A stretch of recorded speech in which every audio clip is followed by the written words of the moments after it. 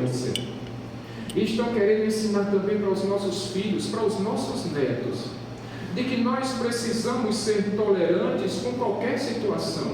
Ou seja, eu preciso entender que um banheiro nas escolas pode ser usado por meninos e meninas ao mesmo tempo, porque isso é entender, é tolerar que não existe diferença entre um homem e uma mulher. Isso é maligno, meus irmãos. De que nós precisamos ser tolerantes com a corrupção, porque isso é uma coisa que todo mundo faz, coisa errada todo mundo faz. De que nós precisamos ser tolerantes com aqueles que não concordam com a nossa ideia. Mas aí quando nós discordamos da ideia deles, aí nós somos chamados de intolerantes. Essas são algumas coisas que tem ensinado aos nossos filhos. Essa é a tal da cosmovisão secularista, ou seja, é uma visão de mundo que tem sido ensinada nas escolas para os seus filhos. Mas principalmente para os pais com filhos de menos de 18 anos aqui nessa noite. Saiba que Deus deu essa autoridade para você, pai, e para você, mãe. Enquanto o seu filho tiver pelo menos dos 18 anos para baixo, é você que tem autoridade sobre a vida deles. É você que tem a responsabilidade de instruir os seus filhos, de ensinar o caminho correto aos seus filhos e dizer para eles, biblicamente falando, segundo a vontade de Deus, aquilo que é certo e que é errado. E por que eu estou trazendo essa introdução nessa noite? Porque o texto que foi lido nessa noite, meus irmãos, fala exatamente sobre isso. Sobre um homem que Deus levantou para que conduzisse o seu povo através do deserto. Nós estamos falando de Moisés, que tirou o povo de Deus da escravidão do Egito, que foi durante 430 anos, o povo de Deus escravizado no Egito, e Deus levanta Moisés para conduzir o seu povo. E quando nós chegamos aqui em Deuteronômio capítulo 6, nós precisamos nos recordar, meus irmãos, que fazia 40 anos que Moisés estava trazendo esse povo, conduzindo essa nação pelo deserto. 40 anos. E nesse momento, nós precisamos fazer uma recapitulação aqui. Essa multidão que está acompanhando Moisés não foi aquela mesma multidão que saiu do Egito, porque aquela primeira geração morreu no deserto durante esses 40 anos, porque simplesmente duvidaram do poder de Deus, porque murmuraram contra Deus, blasfemaram contra Deus, reclamaram muito de Deus, disseram que Deus não era um Deus suficiente para a vida deles, e por isso Deus irou-se muito. E Deus disse, olha, eu prometi a Moisés que eu levaria o meu povo para a terra que emana leite e mel, e eu vou cumprir com a minha palavra. Mas não seria aquela primeira geração. Portanto, esses que Moisés agora está conduzindo, é uma segunda geração, são os filhos daqueles que foram retirados do Egito, da escravidão do Egito. Mas aí agora Moisés se encontra de frente à terra prometida, nos campos de Moabe. Moisés sabe, meus irmãos, que está muito próximo. Aquilo que era para ter durado apenas 40 dias, do Egito até a terra prometida, durou 40 anos.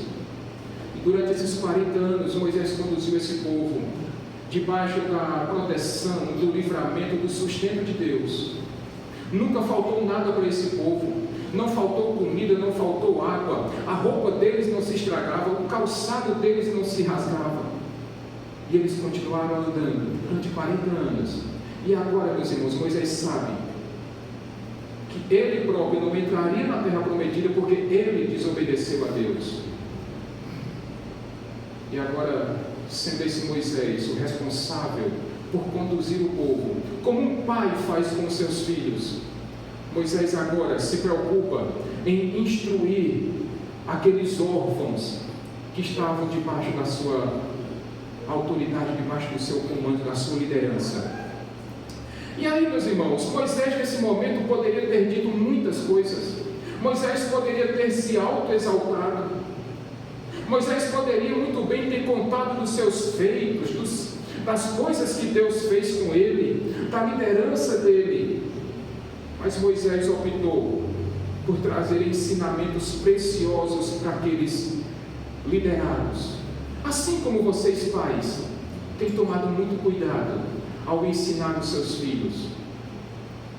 Pais, às vezes, gostam de contar histórias bacanas para os seus filhos, mas como todo pai e toda mãe zeloso e zelosa que são, Moisés cuidou de trazer duas lições que são importantíssimas, que foram importantíssimas para aquele povo.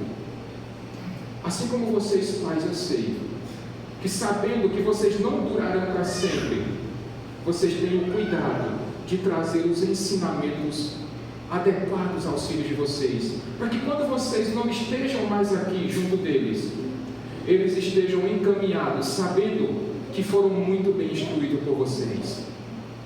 Duas lições, meus irmãos, que nós vamos ver nessa noite, que Moisés ensinou para aquele povo, e que eu tenho certeza de que você, pai, e você, mãe, vai repassar para os seus filhos.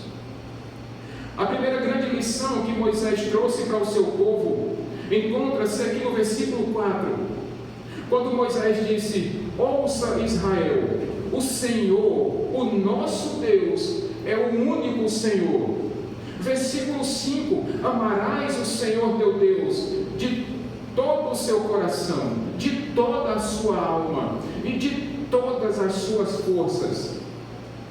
O primeiro grande ensinamento de Moisés àquele povo, e que você, pai e mãe, deve aplicar aos seus filhos, é: ame o Senhor seu Deus em todos os momentos.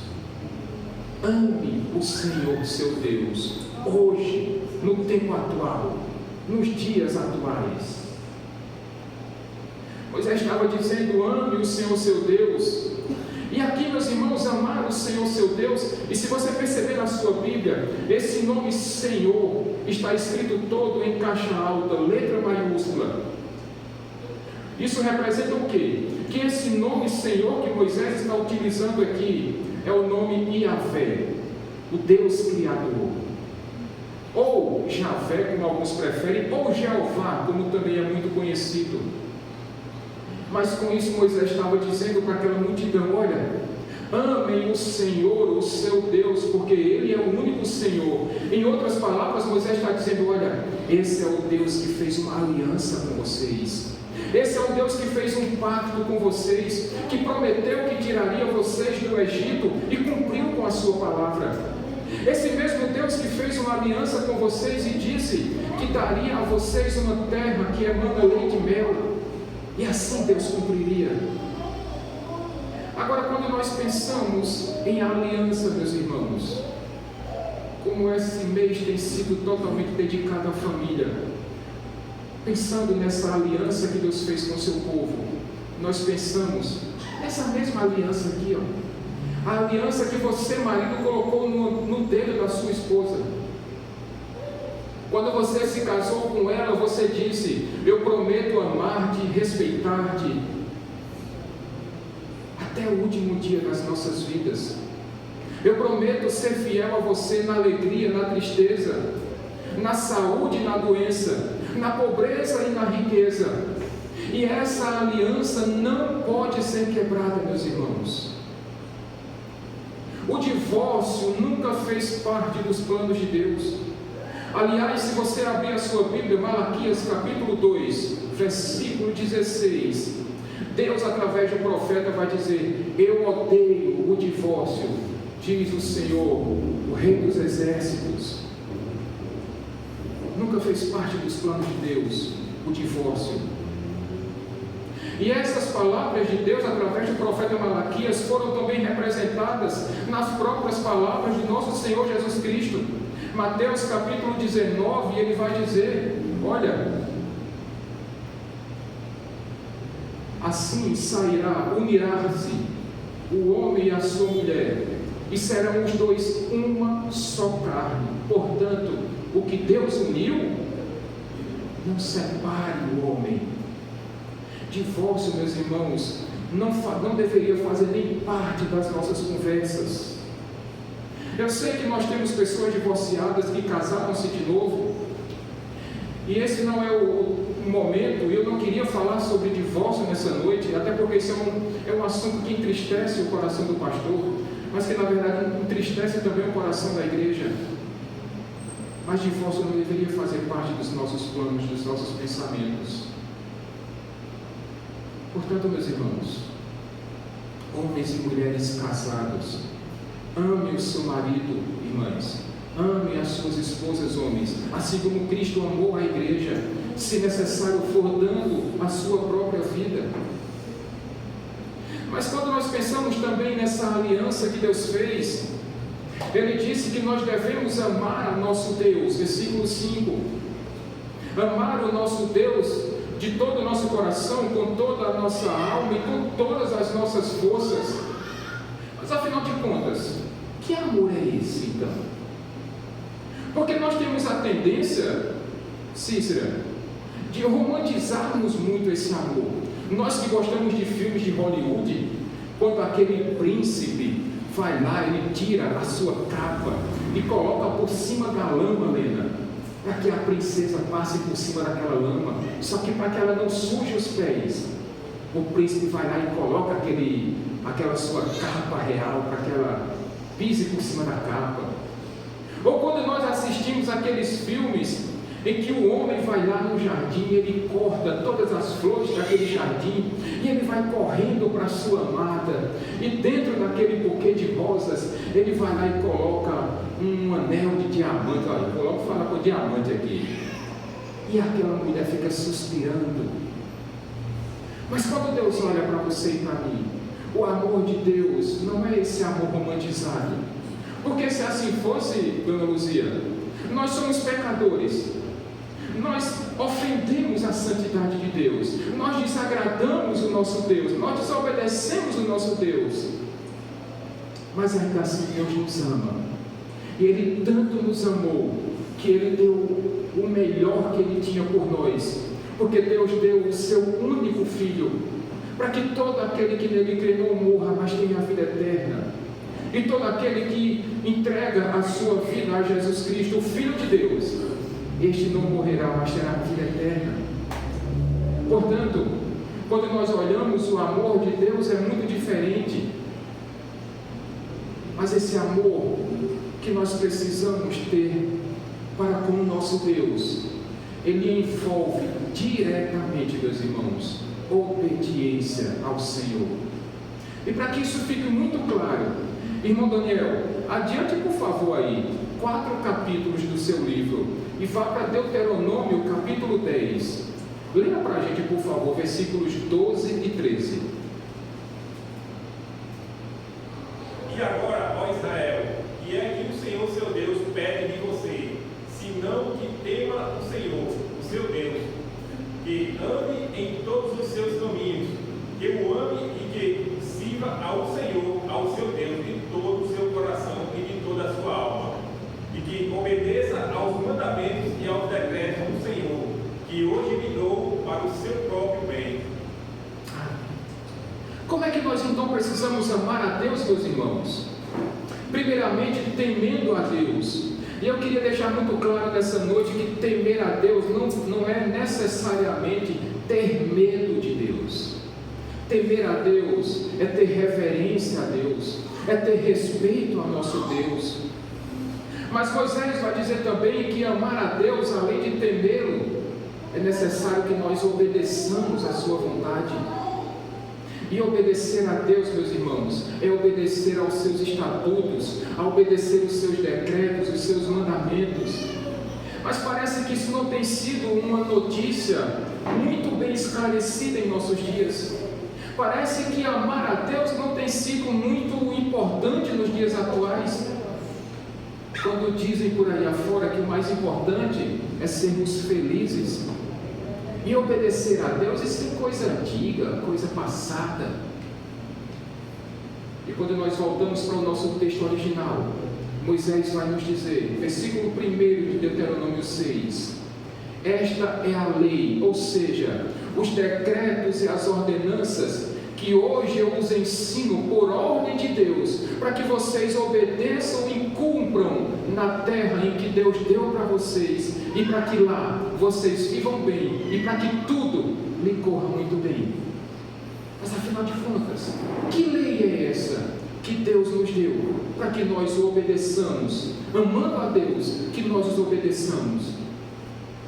E nós vamos encontrar essa lei, meus irmãos, no capítulo anterior, capítulo 5, quando Deus deu os 10 mandamentos. Portanto, se eu amo a Deus, eu não terei outros deuses diante do nosso Deus.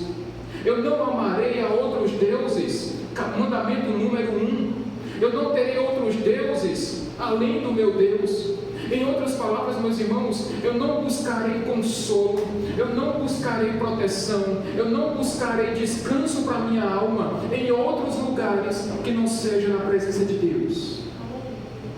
Eu não consigo proteção se não for única e exclusivamente de Deus. Dizem por aí afora que todos os caminhos levam a Deus, e isso não é verdade. Existem frases prontas por aí que dizem que nós precisamos bater em todas as portas para encontrarmos o caminho correto, quando Jesus Cristo disse: eu sou a porta, eu sou o caminho estreito. Não existe outro lugar que nós possamos encontrar Jesus que não seja através da sua palavra. Portanto, nós não podemos e não devemos buscar outros refúgios a não ser buscarmos o nosso Deus. Se nós amamos o nosso Deus, mandamento número 2, nós não teremos ídolos. Nós não podemos amar a Deus através de imagens de escultura, mas não apenas imagens. Nós não podemos tornar como ídolos os nossos filhos, o nosso carro, a nossa casa, o nosso casamento, a nossa empresa, os nossos cursos acadêmicos. Porque se nós colocarmos isso no lugar de Deus, nós estaremos adorando a ídolos. E isso é desobedecer a lei de Deus. Se eu amo a Deus, eu não tomarei o nome de Deus em vão, mandamento 3. E por onde eu andar, eu andarei de forma correta, para que o nome do meu Deus não seja envergonhado. Se eu amo a Deus, no dia do Senhor, eu estarei na casa de Deus. O domingo que Deus separou, para que nós o louvemos, para que nós o cultuemos, no domingo deve ser preparado, separado, para que nós honremos o nosso Deus, que nós cultuemos o nosso Deus. Se eu amo a Deus, mandamento 5, eu honrarei pai e mãe. Mas eu vou estender um pouquinho isso aí. Se eu amo a Deus, além de honrar pai e mãe, eu também obedecerei às autoridades constituídas por Deus. Se eu amo a Deus, eu cuidarei dos meus pais. Eu não deixarei eles entregues à própria sorte. Mas se eu amo a Deus também, eu não vou desrespeitar as autoridades constituídas. Eu respeitarei inclusive o meu pastor. Se eu amo a Deus, mandamento número 6, eu não matarei ninguém. Aí talvez alguém vá dizer: pastor, eu nunca peguei nenhuma arma, eu nunca atirei nem de baleeiro no passarinho. Mas Jesus Cristo disse que se no seu coração você matar uma pessoa, você desejar o mal àquela pessoa, você já está pecando. E eu sei que é muito difícil. Às vezes nós temos colegas de trabalho que tentam nos enganar. Às vezes nós temos colegas de escola, Sara, que tentam fazer mal a gente. Às vezes nós temos pessoas na nossa própria família que tentam nos trapacear. Mas eu queria dizer para você que se você ama a Deus, você não vai guardar raiva no seu coração. Que se você ama a Deus, você não vai guardar ira no seu coração. Que se você ama a Deus, você não manterá rancor no seu coração. Eu sei que isso é difícil, viu? Eu sei que na oração do Pai Nosso nós dizemos: Senhor, venha o teu reino, que seja feita a tua vontade. Mas parece que quando nós saímos das portas da igreja, nós dizemos: Senhor, eu quero que seja feita a minha vontade. Eu quero que a minha vontade prevaleça. Eu quero que seja o meu reino, o meu querer, as minhas coisas, as minhas decisões. E nós esquecemos que o que deve ser superior em nossas vidas deve ser a vontade de Deus, o reino de Deus, o querer de Deus para nossas vidas. Eu sei que tem momentos que às vezes no trânsito, quem dirige, quem passa muito tempo no trânsito, aí você leva aquela fechada, aí parece, Luciano, que dá vontade de torcer assim, o pescoço daquele motorista que fica dando fechada na gente. Mas a palavra de Deus vai dizer: ei, ama o teu próximo. Se essa pessoa te fez mal, ora por ela. Se essa pessoa tentou promover coisas ruins contra você, abençoa ela. Vai ao encontro dela e diz: olha, estou orando por você, viu? Que Deus te abençoe. E você vai desarmar essa pessoa. Se você ama a Deus, mandamento número 7, você não adulterará. Se você ama a Deus, você não vai criar na sua mente, no seu coração, desejos de adultério. Olha, meus irmãos, isso tem sido muito difícil nos dias atuais. Quando você abre lá as suas redes sociais e você encontra homens e mulheres que ficam expondo os seus corpos seminus. Quando você vai para a praia, a pessoa está quase pelada. Ou quando você vai lá ver aquelas séries de Netflix e de Amazon Prime, de tantas outras, a maioria desses seriados tem um apelo quase que pornográfico. E isso tem feito muitos casais chegarem ao divórcio. Porque um se vicia em pornografia e o outro, por não aguentar essa situação tão dramática, casamentos têm se destruído, meus irmãos. Que nós façamos como Davi, quando em determinado momento, no Salmo 101, ele vai dizer: Senhor, eu não colocarei coisas injustas diante dos meus olhos. Eu não vou trazer para a minha visão aquilo que pode me fazer pecar. Se eu amo a Deus, mandamento número 8, eu não furtarei. Essa tem sido outra coisa complicada também, porque com a desculpa de que se nós pagarmos todos os impostos, nós não teremos dinheiro para nada, que se nós não sonegarmos o imposto de renda, o leão vai comer todo o nosso dinheiro.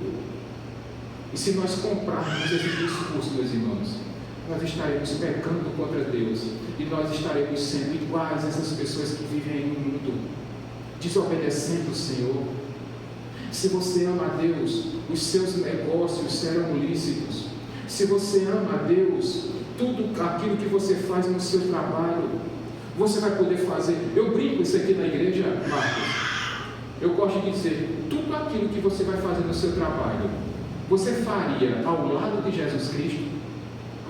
Porque se alguma coisa que você e eu fizermos, nós não tivermos a coragem de dizer: Senhor, fique aqui do meu lado para o Senhor ver o que é que eu estou fazendo, então alguma coisa de errado tem, meus irmãos.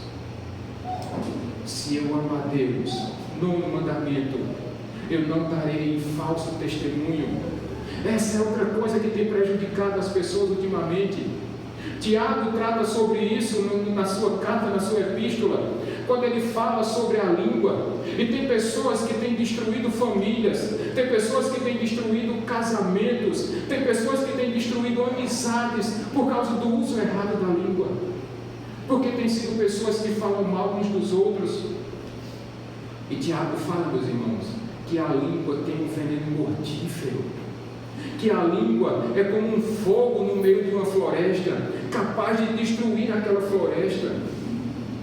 Tiago chega a dizer ainda que da língua pode sair vida ou morte, bênção ou maldição. A pergunta nessa noite: como é que você tem utilizado a sua língua? Quais são as palavras que você tem dito? Palavras de vida, que trazem esperança às pessoas? Ou será que da sua boca só tem saído palavras de morte, que tem feito com que pessoas percam a sua esperança em Deus? Será que através da sua língua você tem abençoado pessoas? Ou será que você tem blasfemado contra Deus? E hoje em dia a gente tem um agravante, através de Facebook, WhatsApp, Twitter e tantos outros. Agora já não é mais a língua, agora é isso aqui, ó. e você começa a mandar mensagens ofendendo uns aos outros, e você posta fotos, mas parece que você nunca lembra de utilizar os seus dedos para mandar um versículo bíblico para aquela pessoa que está passando por um problema tão grande. Que aprendamos, meus irmãos, com os exemplos que Deus está nos dando nessa noite. Se eu amo a Deus, 10º mandamento, eu não cobiçarei a esposa do meu próximo. Se eu amo a Deus, eu não cobiçarei o marido da mulher que está ao meu lado. Se eu amo a Deus, eu não vou colocar aquele olhão no trabalho do meu irmão, da minha irmã, na empresa do meu irmão, do negócio do meu irmão. Muito pelo contrário, eu fico feliz quando um membro da igreja chega: pastor, eu vou conseguir comprar a casa própria, eu dou tanto glória a Deus. Eu fico tão feliz quando um membro da igreja chega para mim e diz: pastor, eu vou trocar aquele carro mais velho por um carro mais novo. Meus irmãos, meu coração se enche de alegria, porque eu sei que Deus está abençoando essa família. O meu coração se enche de alegria quando as pessoas conseguem realizar os seus sonhos, tirar o seu filho de escola pública e conseguir colocar numa escola privada, para ter uma educação um pouquinho melhor. Eu fico feliz quando ele troca aquela casinha pequena por uma casa maior, mais confortável. E só Deus sabe como eu agradeço a Deus, porque eu sei que o cuidado do Senhor está sendo derramado sobre cada um de vocês. Quando Deus abre uma porta de emprego para vocês, quando uma família nos visita, só Deus sabe como meu coração se enche de alegria, porque eu sei que a palavra de Deus está alcançando corações também. Oh, meus irmãos, esse deve ser o nosso sentimento. Ao invés de nós ficarmos com inveja dos outros, que em nosso coração tenha um sentimento de alegria. A Bíblia vai dizer que o contentamento com satisfação, isso é tão bom. É saber que se você anda de bicicleta, mas foi Deus que te deu, ei, dá glória a Deus por isso. Mas se Deus permite que você troque sua bicicleta por uma moto, ei, é porque Deus está guiando os teus caminhos, é porque Deus está abençoando as tuas finanças. Se você consegue sair daquela moto para um carro, não vai mais tomar banho de chuva no trânsito, oh coisa boa, oh coisa boa. E como família de fé que nós somos, nós nos alegramos quando Felipe e Tati me disseram: pastor, Tati disse, estou grávida. Eita, que alegria da pílula. Ou quando Carol e Davidson disseram: pastor, eu estava de férias no mês passado, vai ser uma menina. Eu estava lá de férias e eu e a Elisângela, a gente dando glória a Deus pela vida desse casal tão jovem, mas que já está constituindo também a sua família. E o papel do pastor, meus irmãos, é esse: é se alegrar com cada membro da igreja, com suas conquistas pessoais, com suas conquistas familiares, com suas conquistas profissionais. É motivo de alegria, alegria gigantesca para mim. Mas aí, meus irmãos, amar a Deus implica em obedecer os mandamentos do Senhor. Mas não é obedecer de qualquer jeito.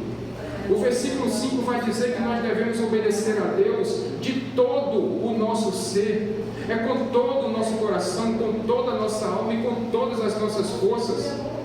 E o que vocês, pais, precisam transmitir para os seus filhos é que sim, existe um único e verdadeiro Deus.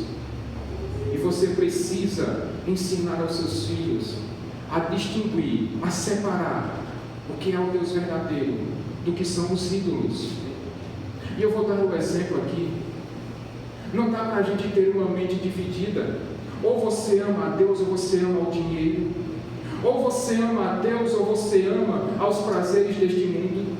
Ou você ama a Deus ou você vive por conta própria. E aí você não tem o direito de pedir nada de Deus, porque você virou as costas para Ele. Esse ensinamento precisa ser transmitido para os seus filhos, mas principalmente essa divisão de mente e coração não pode fazer parte da sua vida, porque se assim você agir, você está indo contra aquilo que Deus ordena de você, que você o ame com todo o seu ser. Meus irmãos, Deus não divide a glória dele com ninguém. Deus não aceita metade da sua vida. Deus não aceita metade do seu coração. Deus não aceita metade do seu culto. Ou você entrega a sua vida totalmente a Deus, ou Ele não recebe metade, ou Ele não recebe pedaços. Ou você se entrega por completo, ou Deus não recebe nada de você. Amém? Então essa foi a primeira lição que Moisés ensinou àquela multidão. Ame o Senhor teu Deus de todo o seu coração, com toda a sua alma e de todas as suas forças. Mas agora esse amor precisava ser transmitido para as novas gerações. E essa é a segunda e tão importante lição. É que esse amor a Deus, essa obediência aos mandamentos de Deus, precisam ser transmitidos para gerações futuras. Quer ver? Versículo 6 deles, por favor.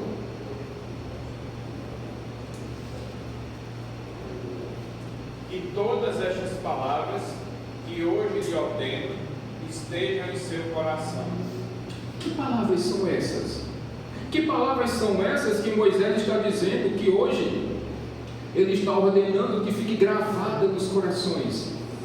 É que ele sabe, no versículo 4 e 5, ouça Israel, o Senhor o nosso Deus é o único Senhor, e amarás o Senhor o teu Deus de todo o teu coração, de toda a tua alma e de toda a tua força. Era essas palavras que Moisés estava dizendo que os pais precisariam transmitir para os seus filhos.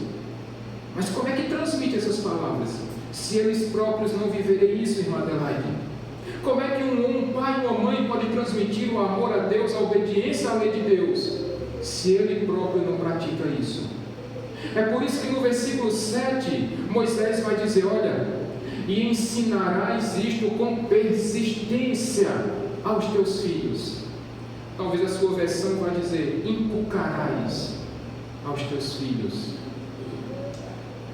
A pergunta, meus irmãos, que tem sido feita ao longo dos anos, ao longo dos tempos: como é que eu ensino o amor a Deus para os meus filhos?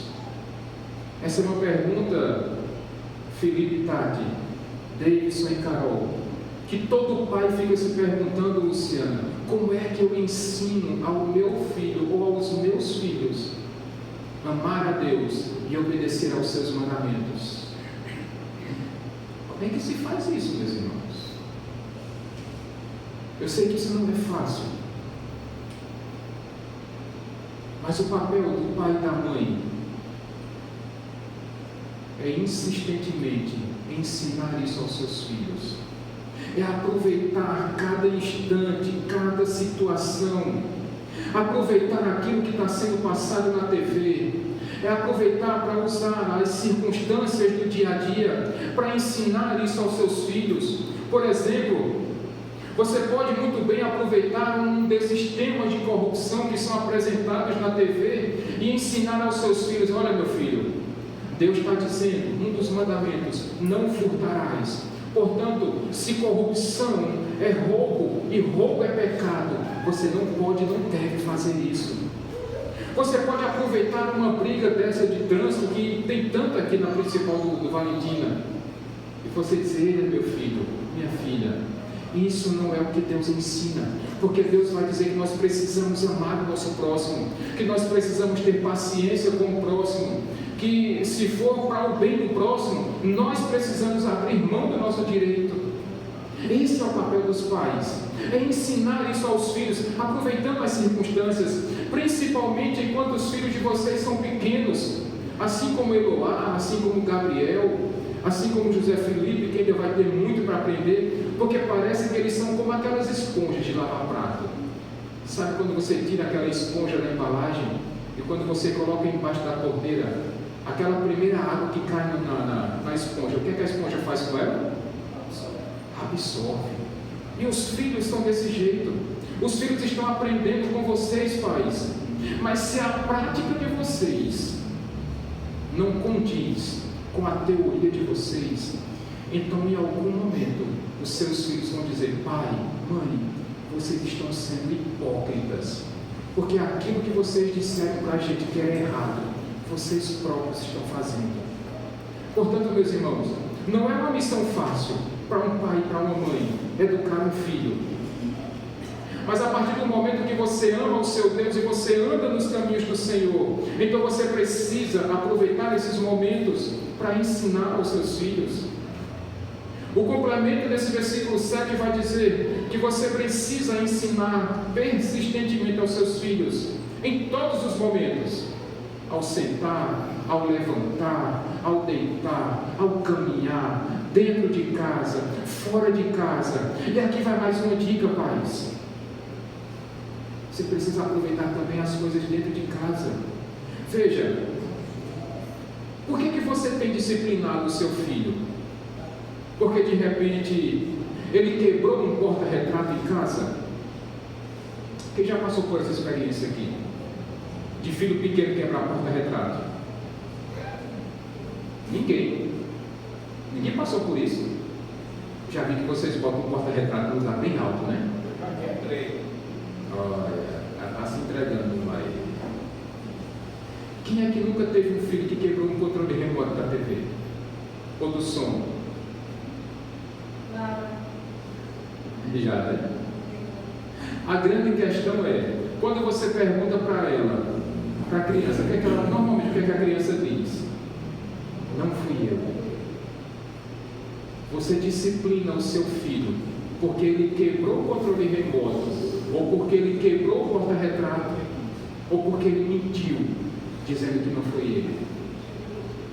Então, meus irmãos, perceba que os valores que nós precisamos aplicar aos nossos filhos não é por causa de um controle remoto, mas é por causa da mentira.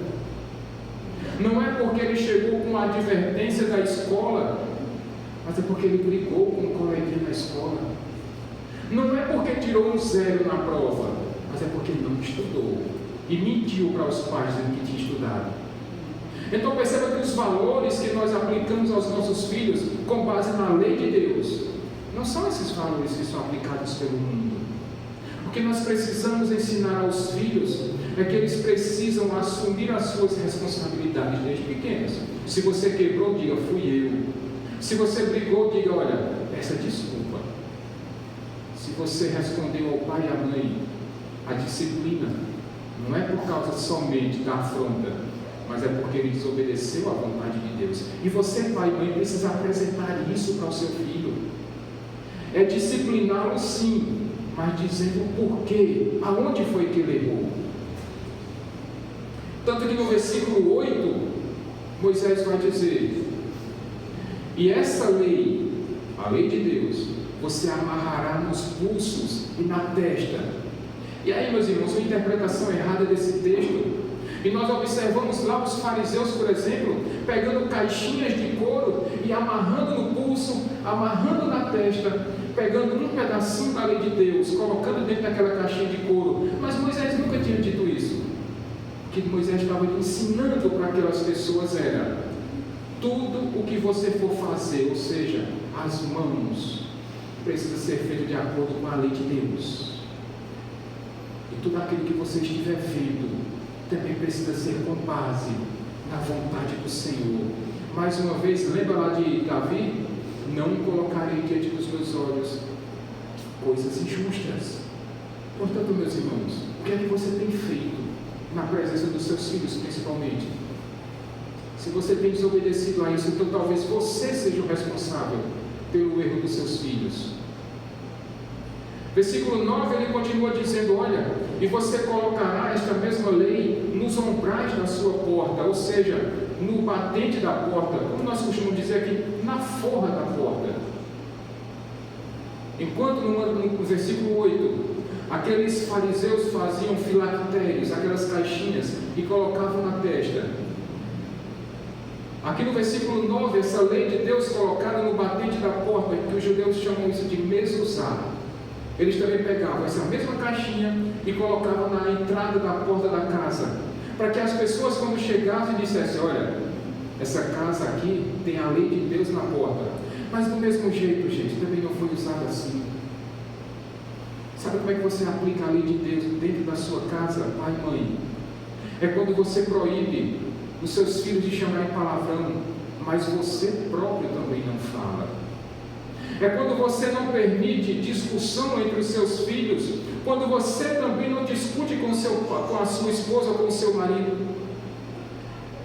É quando você não concorda que bebida alcoólica entre na sua casa porque você é um cristão.